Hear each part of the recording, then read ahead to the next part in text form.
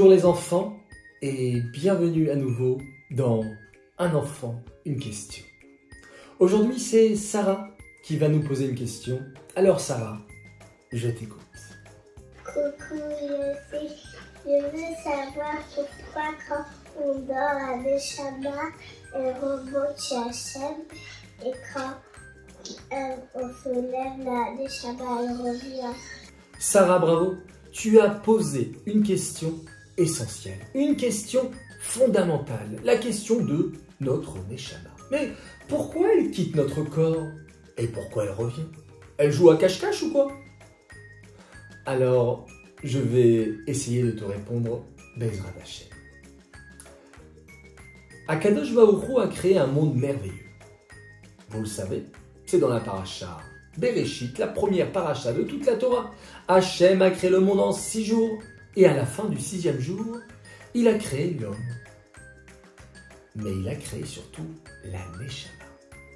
Cette Neshama, c'est cette force, cette énergie qui est en nous, et qui nous donne beaucoup de force pour parler, pour penser, pour agir, pour manger, pour faire tellement de belles choses.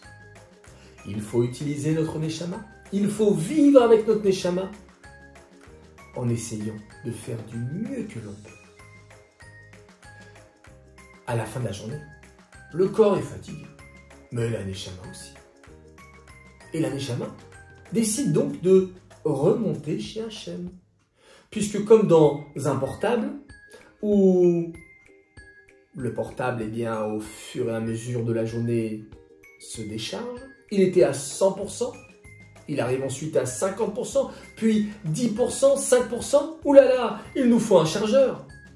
Alors la Neshama va se charger, mais pas à la prise.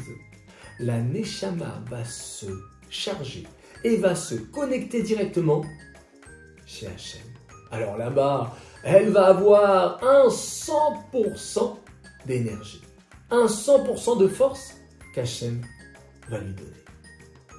Et elle discute aussi avec Hachem. Hachem qui lui demande, alors comment s'est comportée Sarah? Comment s'est comportée Léa? Comment s'est comportée Moshe? Et la Neshama qui raconte. Oh là là, Léa a embrassé la mezouza à chaque porte. Et Sarah a fait la bracha avant de manger. Et Moshe a fait Abat Israël avec son copain.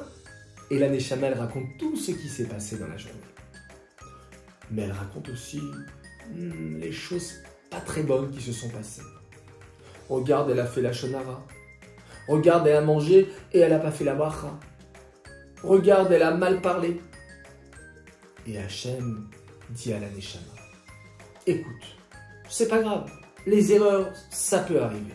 Je suis sûr que Sarah, je suis sûr que Léa, je suis sûr que Moshe, je suis sûr que Michael va se rattraper. Allez, on va lui redonner encore une chance. Et à ce moment-là, la Neshama dit, ah, ok Hachem. La Neshama est rechargée à 100%. Et lorsqu'on se réveille, on ressent cette Neshama et cette force qui est en nous. Et on dit quoi? Merci Hachem. Modé ani lefanecha, melech chai vekayam, shechezarta binishmati bechem larabaim natecha. Merci Hachem de m'avoir rendu ma Neshama. Et elle est à 100%. Alors, tu sais quoi Hachem? Je vais faire du mieux que je peux pour utiliser ma Neshama, pour faire la Torah, la Tfila, la Tzedaka, la Avat Israël, embrasser la mezouza, faire les brachot et me comporter du mieux possible. Voilà pour la réponse, Sarah. Si toi qui m'écoutes, tu as aussi une question, alors n'hésite pas à nous la faire partager et je me ferai un plaisir, Bezrat Hashem, à y répondre. Sachons utiliser et vivre avec notre Neshama à 100%.